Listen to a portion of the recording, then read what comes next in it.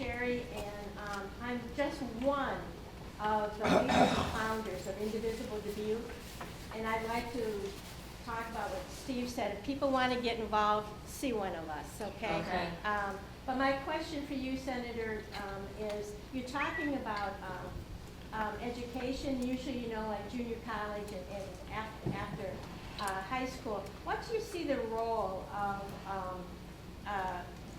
the federal government in K through 12? Sure. What can you do? Yeah, to I mentioned help K us? through 12. I'm a proud product of the public schools. My daughter was in public schools for a long time, including for a number of years in a school that was over 90% free and reduced lunch. So I have really seen the gambit of public schools. My mom taught, as I noted, in the public schools till she was 70 years old. So I am a strong believer in public schools. What I think we need to do is, first of all, do more on the federal level. After getting rid of Betsy DeVos, we should invest in our public schools in several ways. One is increasing teacher pay, and I have showed exactly how to get paid for this from the federal government, so that we keep teachers and we keep consistency in our schools. The second thing is better infrastructure for our schools. A lot of our school buildings are going downhill and they can't really accommodate the new kinds of education we need and technology and robotics, and that's actually in my infrastructure plan, which would help with a lot of your infrastructure here, but is over $1 trillion plan paid for in part by repealing the corporate tax rate part of it to 25%. You know, every point you go on the corporate tax rate gives you another $100 billion. So they went from the mid-30s to 21%. So even if you go up to 25%, that's $400 billion for infrastructure. You go back to the international rate like it was during Obama, $150 billion. These are value statements, and part of that money should go to our schools. The other idea I have that I put out there that's been well received is called Progress Partnerships, and it's matching funds to push the states to do more. So to me, this K through 12, you can't even be talking about higher education without K through 12 and actually preschool and child care before that. And Iowa has always been such a leader, and that's what's been so hard to see what these Republican governors have been doing to your state when it comes to education. And I think some nudging from the federal government as well as a new governor would do you well. Not to mention what you can do right now, which is switch your legislature. Okay, yeah, back there. My question is personal and also has to do with education. I am a grandmother of 2 children, teenagers, that were in the STEM school that was shot at in Denver, Colorado in May. Right. They were in the shooters' rooms. Ah. 2 shooters, 1 grandchild, high school, ran out the front, and best friend was shot in the back, and shot in the back. 1 in the middle school, and she was shot, she wasn't shot, but the girl next to her on the floor was shot. Obviously, I'm very emotional about gun control. Yes.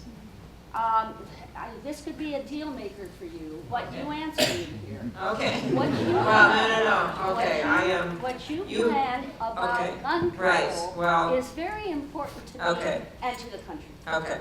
Well, you've asked that at the right place.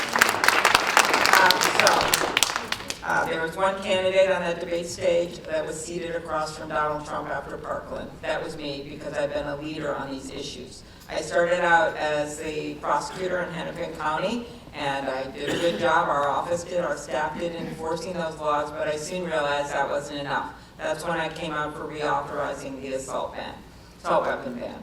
Now remember, my state, like Iowa, is a proud hunting state.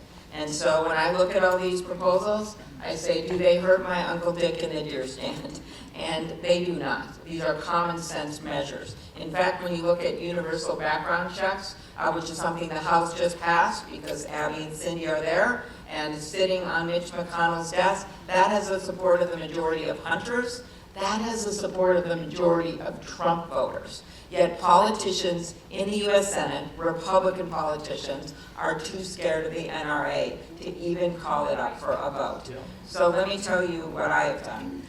Because of my background, I actually led one of the 3 bills that's sitting on his desk. One is universal background checks. One is closing the Charleston loophole, which would give cops more time to vet people before they get a gun, because that was out of the white nationalists that gunned down people in the African American church in Charleston, South Carolina. And the third thing is my bill, the boyfriend loophole. That means that right now in our country, convicted domestic abusers can go out and get AK-47s. They can't if they were convicted of domestic abuse against a spouse or someone they lived with, but they can if it is a girlfriend or a boyfriend, and 50% of the homicides involve that. So who's the person that held this bill up in addition to Mitch McConnell? Does anyone know? It was in the Violence Against Women Act. Passed the House with 33 Republican votes. Joni Ernst just held this up. This is going to be a big deal in this election because this thing is really, really targeted and narrow and should get done. So watch for that if you want to get it done. The way I look at this politically is we have seen a huge change in the last year.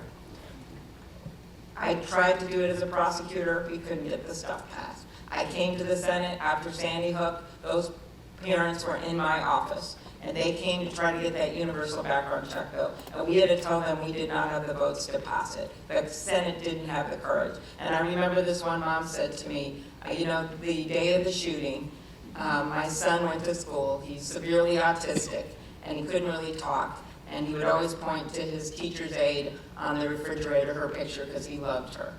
And that last day, that's what he did. He pointed to her picture, and I kissed him goodbye. A few hours later, she's in the fire station. One by one, the kids come in. Pretty soon, the parents that are left, they know they're never going to see their babies again.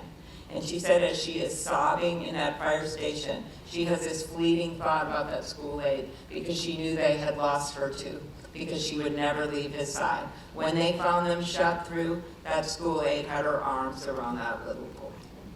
They had the courage to come to advocate for a bill that wouldn't have even saved their kids' lives because of the fact situation in that case, but they knew it would save the most lives, especially with domestic homicides and suicides. But the Senate didn't have the courage to pass it. Then something else happened, and that was Parkland. And when those kids stood up in Florida, they became icons. And other kids across the country, really urged on by moms to demand action, but other kids, especially boys, watched those kids. And they started to talk to their parents and their grandparents, hunting families, and said, why can't we do some of this? This won't hurt you in your hunting. Why can't we do this? And then they convinced a lot of their parents. They also voted.